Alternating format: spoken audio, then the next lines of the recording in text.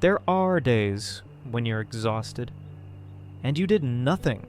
You didn't run, didn't overwork, didn't get stuck in traffic, didn't carry anything heavy. You just thought. Thought non-stop. You replayed what you said, and what maybe you shouldn't have. You planned what you needed to do, in every way it could go wrong.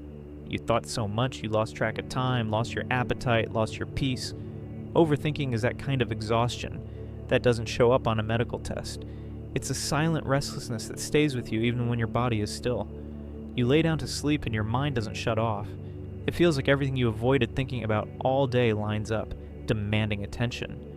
And no matter how hard you try to find a logical way out, your mind circles back to the same point. It's like being trapped in a mental maze where you know all the paths, but none lead out.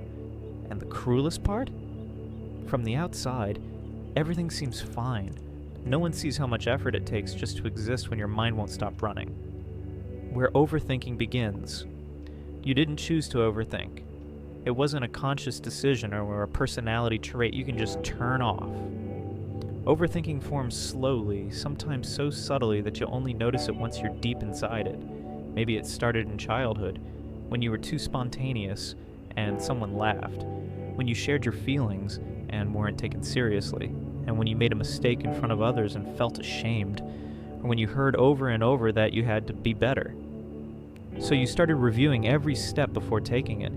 In that environment, thinking became a form of protection. It felt safer to predict than to risk, better to overanalyze than to face another disappointment, another mistake, another disapproving look. And slowly, it became a habit. You grew up, and what once protected you became your prison. Now, your mind is never quiet. You overanalyze, anticipate everything, revisit old conversations, prepare for scenarios that might never happen. You want answers before you even live the questions.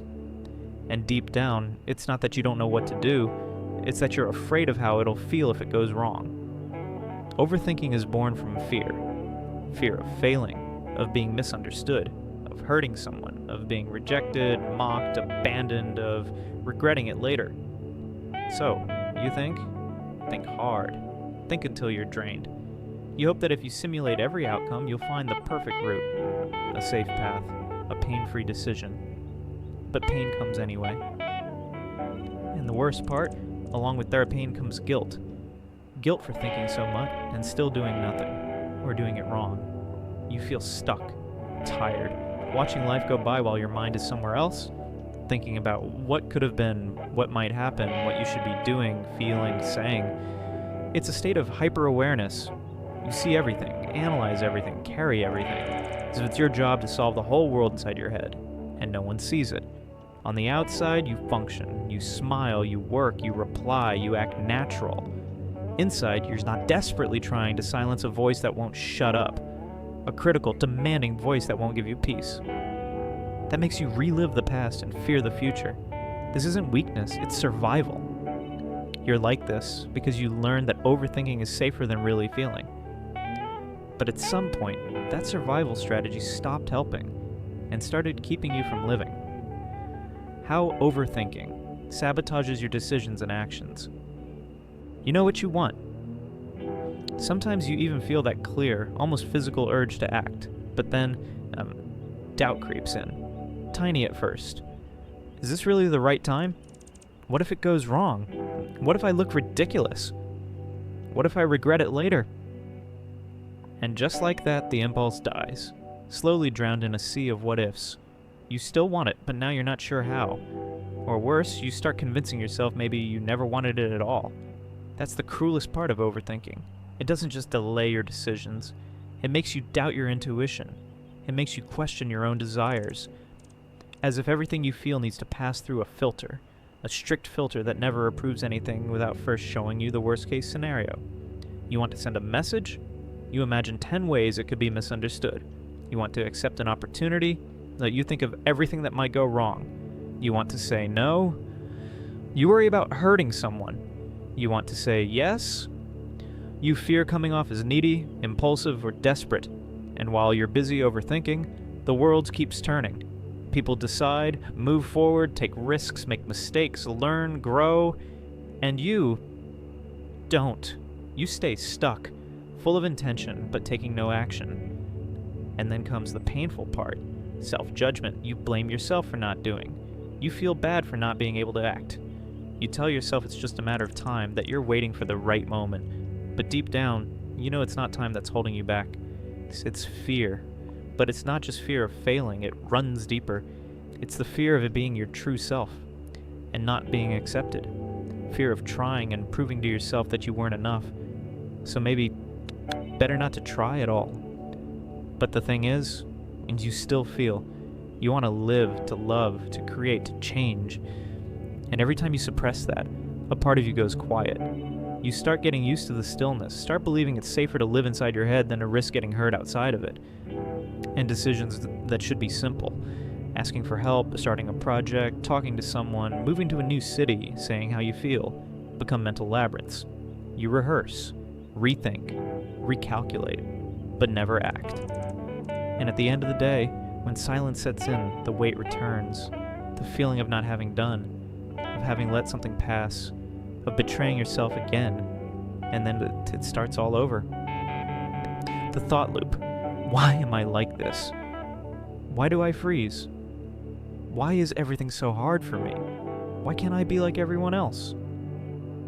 And what started as fear of failing turns into fear of living, fear of feeling joy and losing it, fear of getting attached and being hurt, fear of trying and being disappointed.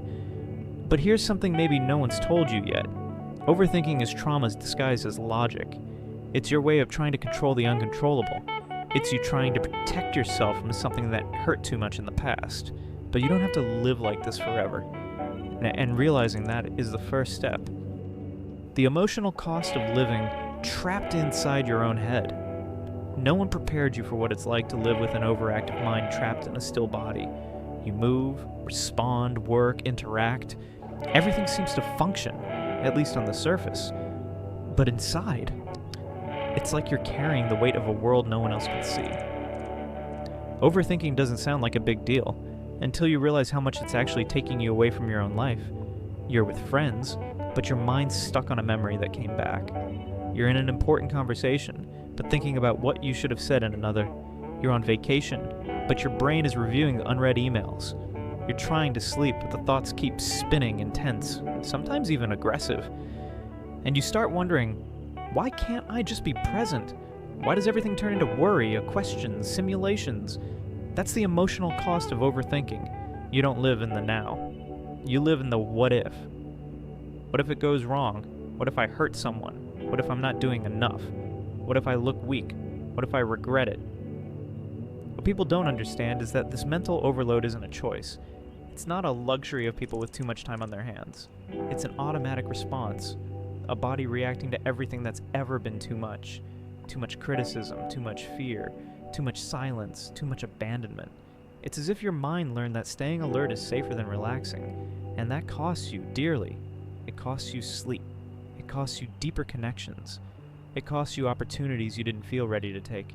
It costs you the peace of being alone and silent without attacking yourself inside. You feel tired even on days you didn't do anything physical, because overthinking is exhausting. It drains you to carry every possible scenario, every unresolved memory, every version of yourself you created to please or avoid judgment. It wears you down to be so afraid of regretting a step that you never take one. And it's lonely, because no one sees how much it eats away at you. No one imagines that your silence isn't lack of opinion, it's fear of reaction. No one gets that the decision you postponed wasn't disorganization. It was a mental block. No one knows that the message you read and didn't answer has been replayed in your mind 1,000 times and still feels wrong. On the outside, you just seem indecisive, quiet, and distant. Inside, you're at war. And the worst part is getting used to it. You start accepting that living on autopilot is easier, that feeling less is safer, that wanting too much is dangerous, that trusting is risky. And little by little you shrink. You stop showing how you feel. You stop doing what you love, you stop throwing yourself into new things. You try to appear stable on the outside, even if you're crumbling inside. And then comes the fear of wasting your own life, of living halfway, of missing things you'll never get back. Because time passes, opportunities shift, people move on, and you feel stuck. Trapped inside yourself, wanting to get out but not knowing how. And that's the emotional cost of overthinking. You're not just losing time, you're losing pieces of yourself, pieces that deserve the space to live, but are locked away in silence. Why overthinking can't be solved with willpower. You've tried to stop overthinking. You've promised yourself to let things go, to be lighter, and to stop wasting so much energy trying to predict everything. You've tried to keep your mind busy, to focus on work, to watch something distracting, even to meditate, though you're not quite sure how. And maybe it worked for a few minutes, maybe a few hours. But soon enough, the cycle starts again. The same thoughts come back with new twists and new doubts, new mental reruns, new what-ifs appearing out of nowhere, dragging you back into that cramped headspace only you know. And that's when the frustration hits, because now you start thinking the problem is you, that maybe you're just not trying hard enough, that maybe you're just being weak, dramatic, too much. After all, so many people seem to live with ease, decide quickly, speak their mind without hesitation. Why is everything so layered for you? But here's the thing no one tells you. Overthinking doesn't go away with willpower. It doesn't vanish because you say, I'll stop, or I'll think positive. Overthinking is the symptom, and the tip of the iceberg. What's underneath runs deeper. It's an emotional system stuck in survival mode. A mind that learned thinking was safer than feeling. That controlling every detail was better than risking. That avoiding mistakes mattered more than living in the moment. That's why forcing yourself to stop thinking doesn't work, because your body still feels like thinking is the only way to protect you. That thought spiral isn't weakness, it's self-defense. What starts to shift this cycle slowly is the way you treat yourself. It's when you stop fighting your mind and start listening to it. When instead of saying, stop this, you ask, what am I trying to protect here? Or what's scaring me so much that I'd rather stay stuck in analysis than risk taking action? These aren't questions that get quick answers. They're invitations. Invitations to stop treating yourself like a problem to be fixed and start seeing yourself as someone who just needs to feel safe enough to live without constant alertness. That's how you begin to loosen the grip of overthinking, with a gentle shift, barely noticeable at first, towards self-understanding.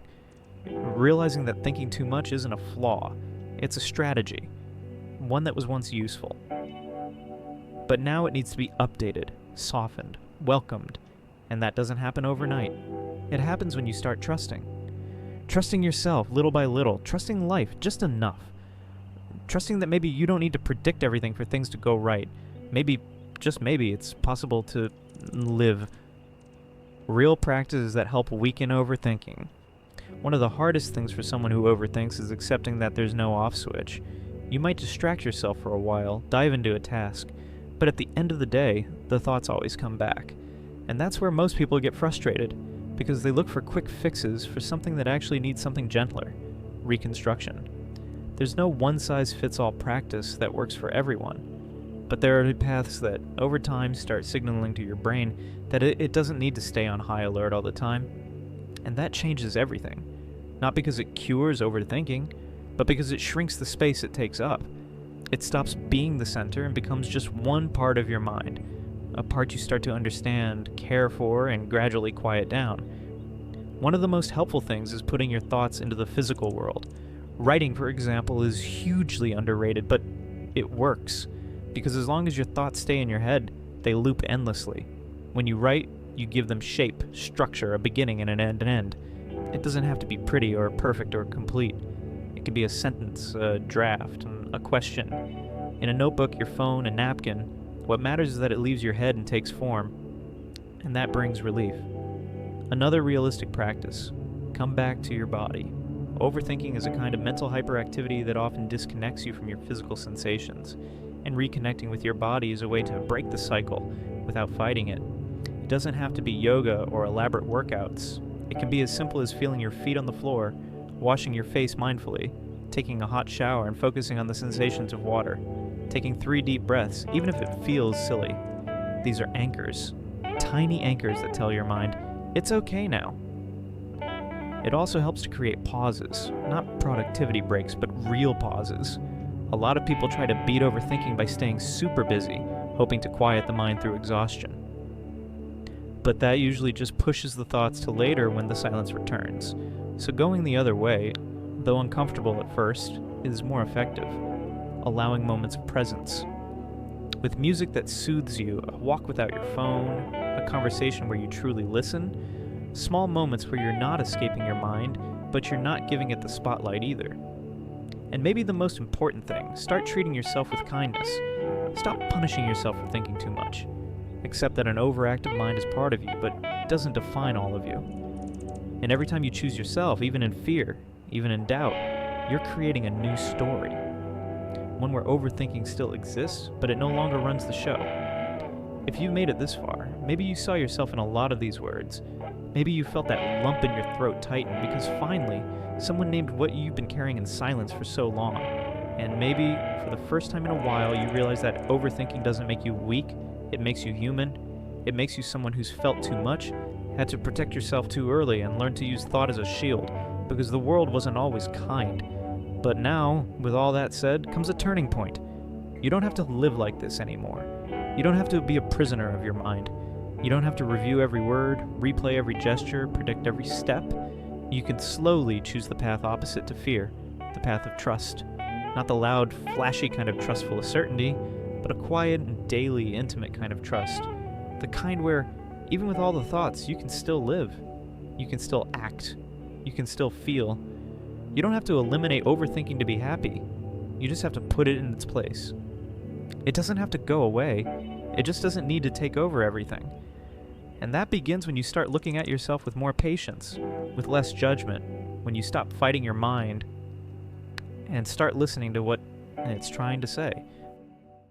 And this video didn't bring magical solutions. It brought awareness. And awareness is the first step to any real transformation. If this resonated with you, leave a comment below. Tell me, what part hit you the hardest? What felt like it was speaking directly to you? Maybe, just maybe, putting that out into the world is the first thought that truly deserves to leave your head.